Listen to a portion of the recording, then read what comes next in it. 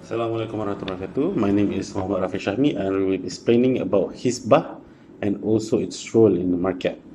Ethics or Hisbah or Muhtasib is derived from the ancient Greek language where the single word ethos mean the usual place of residence, pasture, cage, customs, character, emotion, attitude, thinking style.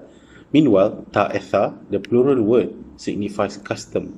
This plural meaning served as the foundation for the term ethics, which was used by the Greek philosopher Aristotle to refer to moral philosophy. In the Islamic worldview, ethical behavior refers to more than just individual actions that are correct but do not have any truth value.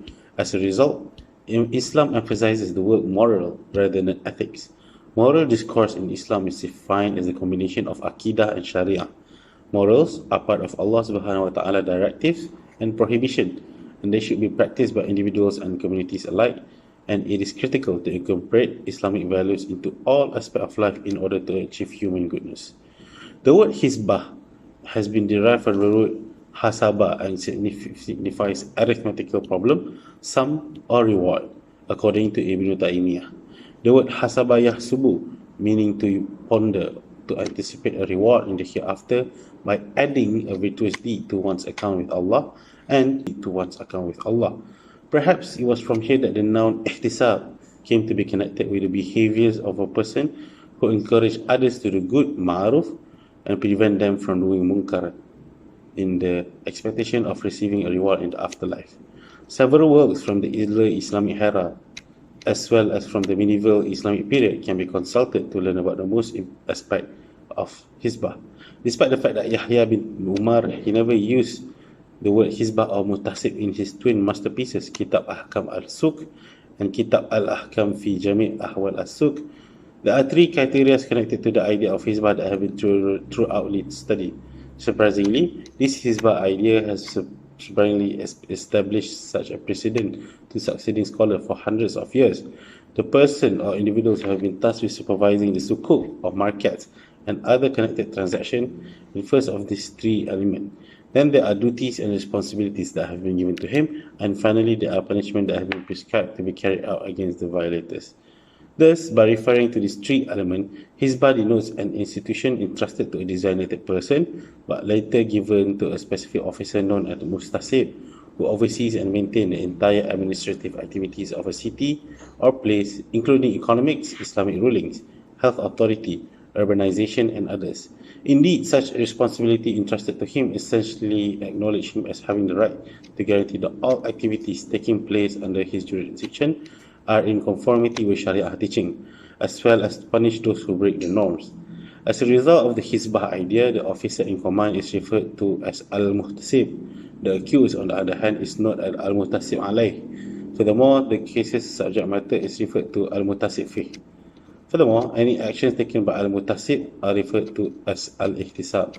Overall, the term Hisbah refers to four important aspects of al-Hisbah: al-Muhtasib, the officer in charge; al-Muhtasib alayh, the offender; al-Muhtasib fih, the cases or subject matter; and al-Ihtisab, action taken by al-Muhtasib. Human rights, on the other hand, can be classified into two groups, general and specialized. For universal right, it can be seen in cases where the Muhtasib issues order relating to public facilities, such as using assets acquired from Baitul Mal or taxes from the wealthy for emergency situations like famine, earthquakes, and other natural disasters. Furthermore, by referring to specific right, it is essentially related to specific individuals. It is exemplified by the borrower's failure to repay creditor for obligations owed to them. Muhtasib could issue an order instructing for the payment of such debt to individuals who are owed to them. Furthermore, in matrimonial matters, the Muhtasib has the authority to order the husband to pay maintenance to the divorced wife as well as his children after the sum has been determined by the judge. Aside from that, concurrent rights refer to the situation in which Allah and human rights are intertwined. This can be exemplified by the Muhtasib requesting that their daughters be married to appropriate partners by their parents or guardians. In a similar manner, those rights engaged in the components of forbidding evil are those that belong to Allah, human being, and those that are concurrent. When it comes to Allah's right, it refers to those that are clearly stated in the areas of ibadah, akidah, prohibition, and others. In this case, the Muhtasib could utilize his authority to confront people who fail to pay zakat or perform prayer, among other things. In addition, he is in charge of combating dealers who are attempting to monopolize or hoard in order to benefit illegally by raising prices. In terms of human rights, Al-Mawardi pointed out that if someone causes annoyance to his neighbors, such as producing noise, he has infringed the rights of others. The Muhtasib is required to ensure that such issues are dealt with appropriately. As a result, in terms of concurrent right, the Muhtasib exhortation to road users to be cautious while driving can be exhibited, as driving too fast can endanger the life of others too. At-Tabari has previously examined the wisdom surrounding the revelation of Surah Al-Mutaffifin. The reason for this is that it has been stated that the Prophet once visited a market and discovered a plethora of deception perpetrated by dealers in order to gain profit through deception. Moreover, the Prophet appointed Sa'id bin al-As to administer the market during his lifetime. Later, during the reign of Khulafa al-Rashidin, this practice flourished, and it has been recorded that Sayyidina Umar al-Khattab once punished a dealer who had deceived the company. He has also entrusted Sa'id bin Yazid and Abdullah bin Utbah bin Mas'ud with the responsibility of overseeing the business establishment in Medina. Furthermore, it has been reported that Uthman bin Affan has nominated Al-Harith bin Al-Hakam to serve as an enforcement officer in Medina, overseeing economic activities. During that time, the appointed officers were in charge of maintaining the Amil al-Suq or market transaction activity. Similarly, during the reign of the Umayyad and Abbasid dynasties, the monarchs placed a high value on the efficiency of this institution. Furthermore, the Muhtasib responsibility have been expanded in order to ensure that the government's management and administration system operate efficiently and in conformity with Islamic principles. Furthermore, the scope of Muhtasib responsibility has been expanded due to the fact that they are also responsible for upholding the morals of the subject so that society members can live in harmony.